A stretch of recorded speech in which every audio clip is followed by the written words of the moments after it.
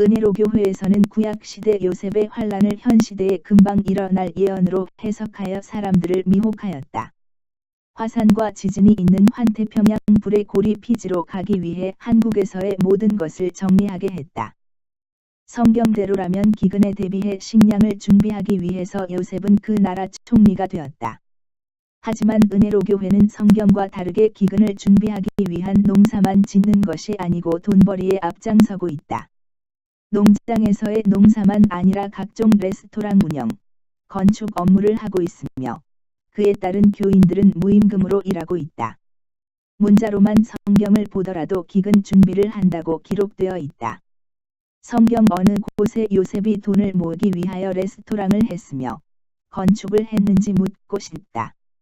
식량 준비를 위하여 피지로 간 은혜로교회는 쌀 농사를 짓기 시작했지만 책임자라는 대표 김정X, 별명 다니엘의 결정에 의해서 망치고 있다. 한국의 농업진흥청에서 국비로 연구한 쌀 종자도 250여 종을 몰래 밀수입하였다. 벼 농사 경험도 없는 대표가 자기의 일방적인 결정으로 진두지휘를 하니 수확량이 나올 수가 없다.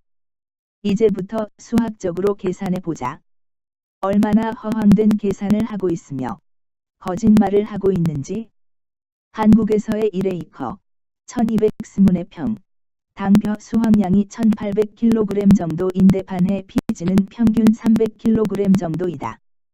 피지의 논농사 면적이 300에이커 정도이니 1년에 이모작이 가능하다고 한다면 300에이커 곱하기 300kg 곱하기 2회는 18만 kg 벼 수확량. 이것을 도정률 50% 쌀로 정밀을 한다면 18만 kg 곱하기 50%는 9만 kg. 1년에 90톤의 쌀이 수확될 수 있다. 한 사람이 1년에 소비하는 쌀 소비량은 한국 기준으로 점점 줄어 최하 60kg이다. 이를 쌀 생산량과 나누면 9만 kg 나누기 60kg은 1500명이 1년을 먹을 수 있는 생산량이다. 1500명이 먹을 양식을 400명이 먹으니까 매년 1100명이 먹을 양식 6만 6천 kg을 비축할 수 있었을 것이다.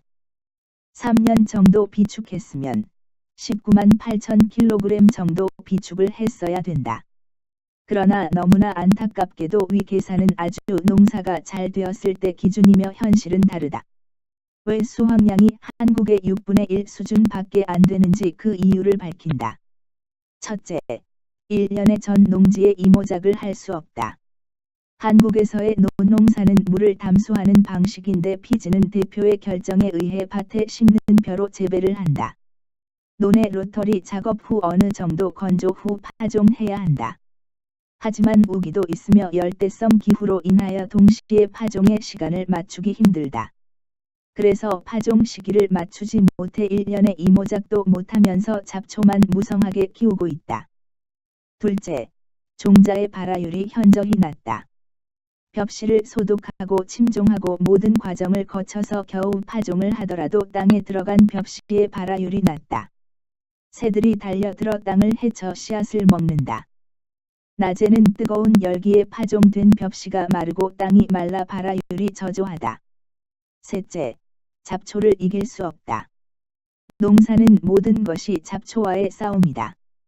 밭벼 또한 잡초와의 싸움에서 이길 수가 없다.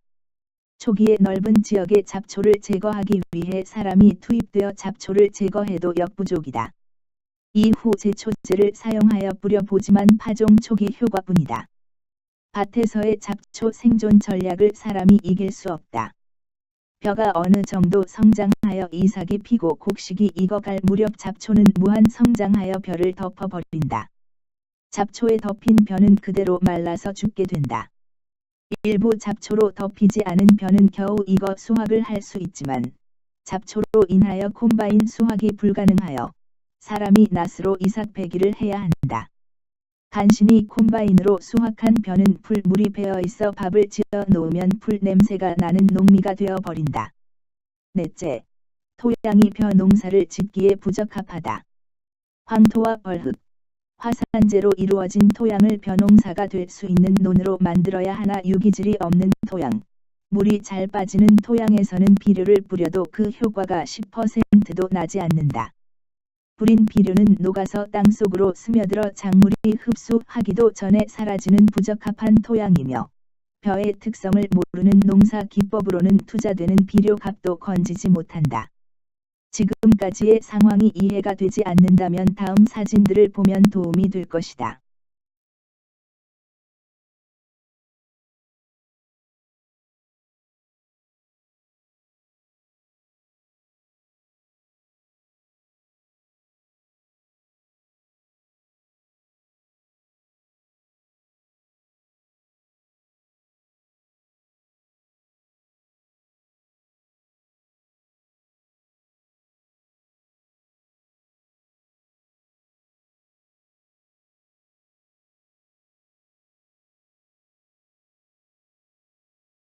이러한 현실 속에서도 목사는 강대상에서 기근을 준비한다고 큰 소리 치고 있다.